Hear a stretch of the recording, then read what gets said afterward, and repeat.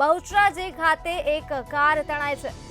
કનોડા મોટપ વચ્ચેની આ ઘટના છે જે સામે આવી રહી છે। રૂપેણ નદીના કોઝવે ઉપર આ કાર પસાર થઈ રહી હતી અને તણાઈ છે। મોડી રાત્રે આ પસાર થઈ રહેલી કાર ધસમસતા પ્રવાહમાં તણાઈ છે, ત્યારે કારમાં સવાર તમામ લોકોનો સલામત રીતે બચાવ કરવામાં આવ્યો છે। નાયબ મામલતદાર સ્થળ ઉપર જવા માટે હાલ રવાના થઈ ગયા છે અને કનોડા મોટપ વચ્ચેની આ ઘટના છે જે આવેલ રૂપેણ નદીના કોઝવે પર એક કાર તણાઈ ગઈ હતી। મોડી રાત્રે આ કાર કોઝવે પરથી પસાર થતા સમયે પાણીના ધસમસતા પ્રવાહમાં તણાઈ હતી। સદનસીબે આ કારમાં સવાર તમામ લોકોનો આબાદ બચાવ કરવામાં આવ્યો છે। તમામ લોકો હાલ સલામત છે।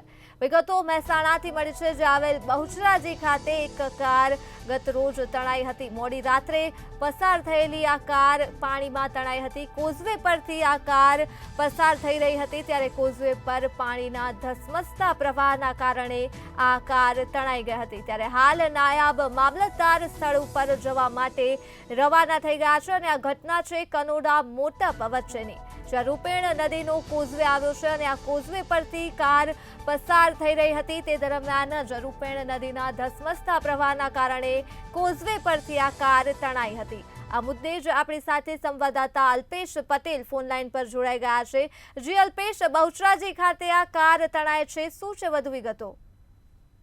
જે ધર્મી ચોક્કસ જણાવી દો કે બહુચરાજી તાલુકાના મોટપ અને કનોડા ગામ વચ્ચેની ઘટના છે અને રૂપેણ નદી પર બનેલા કોઝવે પર કાર તણાઈ છે અને નદીમાં પાણી વધુ હોવાના કારણે પાણીમાં કાર તણાઈ હતી અને કાર ચાલક સહિત 3 લોકો કારમાં તણાયા હતા।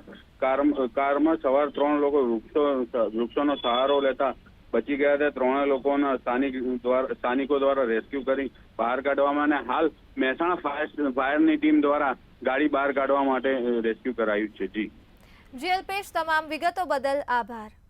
તો મહેસાણાથી આ દ્રશ્યો સામે આવ્યા છે, જ્યાં બહુચરાજી ખાતે કોઝવે પરથી કાર પસાર થઈ રહી હતી। તે દરમિયાન કાર પાણીના ધસમસતા પ્રવાહમાં તણાઈ હતી અને સદનસીબે કારમાં સવાર તમામ લોકોનો આબાદ બચાવ થયો છે અને તમામ લોકો હાલ સલામત છે।